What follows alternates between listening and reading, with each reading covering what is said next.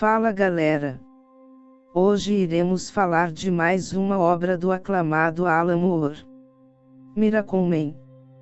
Talvez ninguém saiba, mas em 1982, Miracleman mudou os quadrinhos.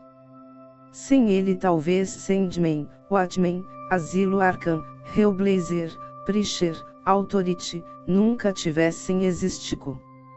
Neil Gaiman, Brian Boland, Grant Morrison, Warren Ellis, Garth Ennis, Mark Millar seriam desconhecidos. Sem Miracleman é bem provável que você, com menos de 30 anos, não saberia ou gostaria tanto de quadrinhos. Miracleman, ou Marvelman, nas mãos de um jovem desconhecido Alan Moore, deu aquele salto na direção que os quadrinhos conhecidos na época hesitavam a seguir.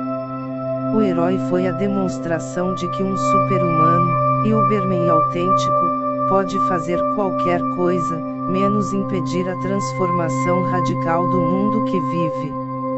Em 1954, a L. Miller Sun Limitada, editora inglesa, perdeu os direitos de publicar o Capitão Marvel americano, um sucesso de vendas entre os leitores britânicos. Para manter as vendas, Mick Anglo, artista da L. Miller, criou um personagem praticamente idêntico, um jovem repórter, Mick Moran, em vez de Billy Batson, ao gritar Kimota, em vez de Shazam, se transforma no poderoso super-herói Marvelman em vez de Capitão Marvel.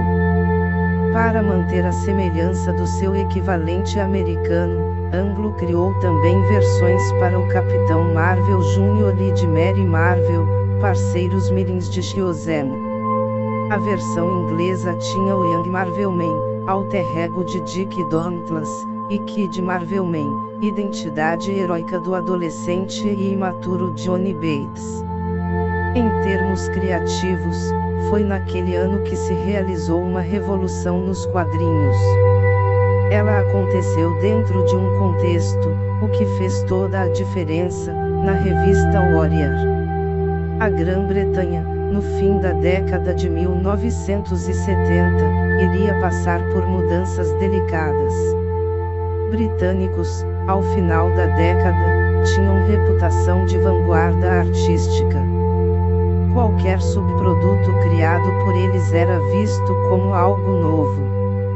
Desk tinha sido escolhido a dedo por Stan Lee para a direção da editora, Marvel UK, uma espécie de subsidiária inglesa da Marvel nova-iorquina, reuniu esses jovens cultos, desocupados, refinados nihilistas, recém-chegados ao mercado e já desempregados, jovens artistas, jornalistas, redatores e desenhistas de tiras em jornais de bairro, fanzines de música, teatro e ocultismo.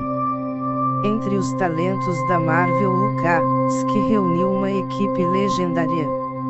Entre eles estavam Steve Dillon, coautor de Preacher, John Wagner, de Jude Dredd, Dave Gibbons, de Watchmen, Grant Morrison, de Asilo Arkham, Dave Lloyd, de V de Vingança, Alan Davis, Excalibur, e do próprio Alan Moore.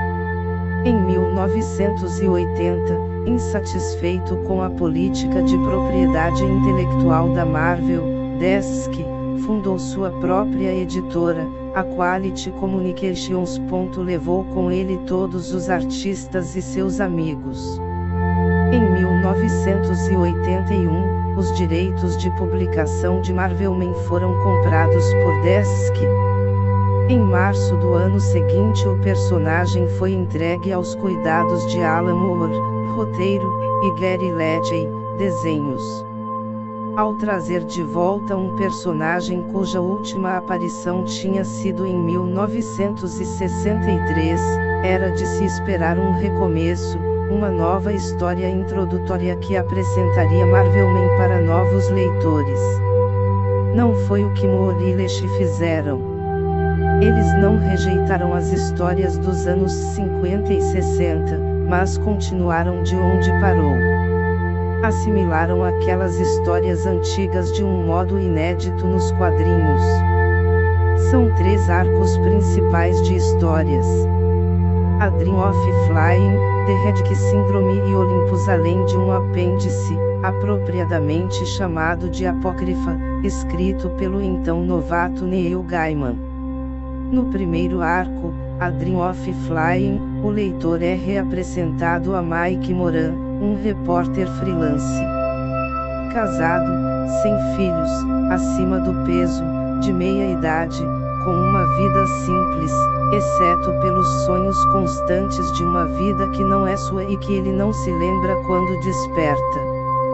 Moran sonha a vida heróica de Marvelman e seus parceiros mirins.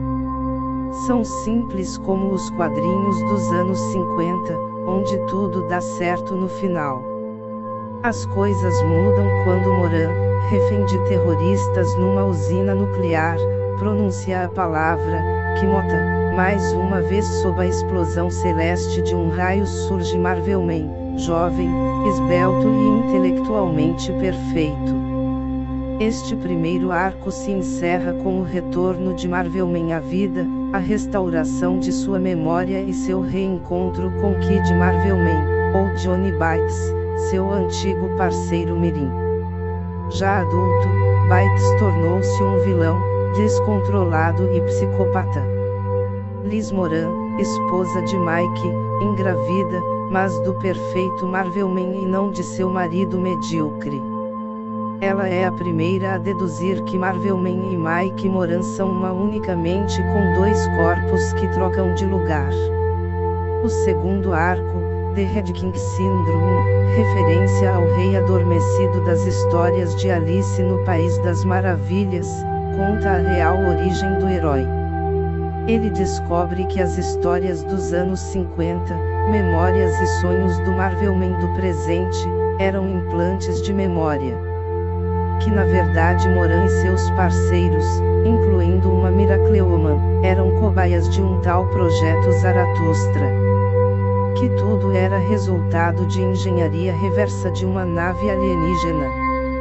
Que eram controlados pelo maquiavélico Dr. Gargunza, cientista com gana pela vida eterna em um corpo perfeito. A partir dali, para o leitor e para quem vive no mundo de Marvelman, a história dá uma virada de causar uma certa vertigem. A ideia de Alan Moore é mostrar que a presença de um sujeito como Marvelman leva a mudanças drásticas, aceleradas e inevitáveis para o resto do mundo. A passagem do segundo para o terceiro arco marca a alteração do nome do herói, de Marvelman para Miracleman, provocada pela compra do personagem pela editora Eclipse em 1983. O terceiro arco, Olympus, uma alucinação utópica de Alan Moore, começa com o ingresso de Miracleman numa comunidade alienígena interespécies. Uma espécie de ONU que deu certo além de qualquer expectativa.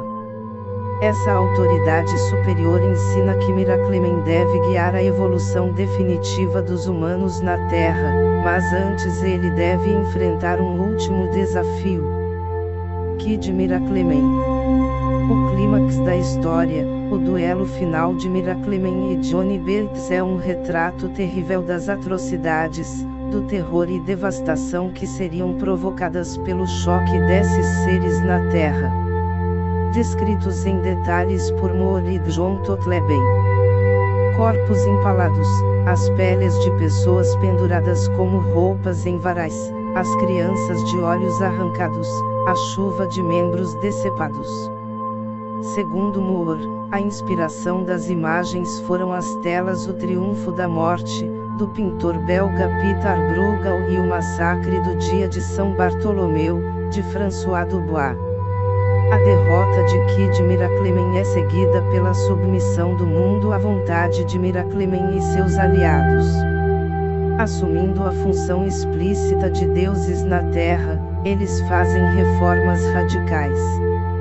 Destroem todas as armas do mundo, incineram todo o dinheiro e reabilitam criminosos com o auxílio de uma simples medicação. Governantes impotentes, aceitam tristemente que não exercem mais nenhum poder diante de tais seres. Sobre as ruínas e cadáveres de uma Londres devastada, Miracleman ergue um monumental palácio flutuante. É feito de aço inoxidável e tem quilômetros de altura. Um Olimpo a ser escalado por qualquer humano ansioso por uma audiência com seu Deus. Embora as reformas feitas pelos deuses heróis ainda que sejam positivas, paira no ar o desconforto de que a Terra passou a viver sob um regime totalitário. O distanciamento de Miracleman do resto da humanidade fica claro quando Liz, mãe de sua filha, recusa as dádivas oferecidas por ele e ordena que nunca mais a encontre. Enquanto contempla o mundo perfeito que criou, Miracleman se pergunta o porquê. Em 1991, depois do fim de Olympus, apócrifa, sob a pena de Neil Gaiman, Miracleman vinha sendo publicado pela editora Eclipse. Nessa altura Alan Moore tinha se tornado uma espécie de celebridade. Como declarou certa vez Grant Morrison: "Fui atraído novamente pelos quadrinhos. Para mim, Marvelman era o estágio seguinte após o naturalismo doméstico do Capitão Clyde, personagem desastrado de um pequeno jornal de bairro, abandonado por ele anos antes, e eu não podia deixar de explorar essas fronteiras que se abriam à minha frente." Em 1983, dos Estados Unidos, Len Wein, editor na época da DC Comics, ligou para Alan Moore. Tinha uma oferta para ele escrever as histórias de um certo monstro nos quadrinhos. Incrédulo, Moore teria desligado na cara de Wein 2 vezes.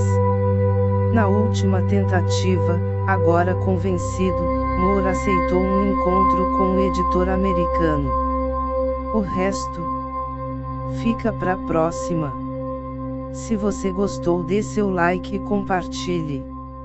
Até!